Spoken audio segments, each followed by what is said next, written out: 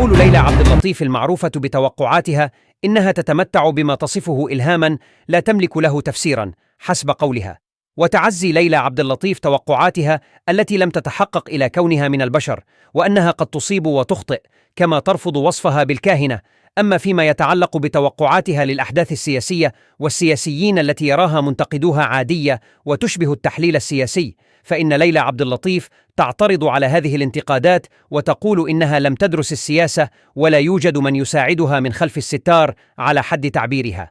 ولم تنفي ليلى عبد اللطيف تلقيها مقابلا ماديا نظير توقعاتها، بل تعتبر نفسها مستشارة تتعامل مع شركات وفئات مختلفة داخل الوطن العربي وخارجه، مثلها في ذلك مثل من يمارسون مهنا أخرى الكل يشتغل بمقابل على حد تعبيرها.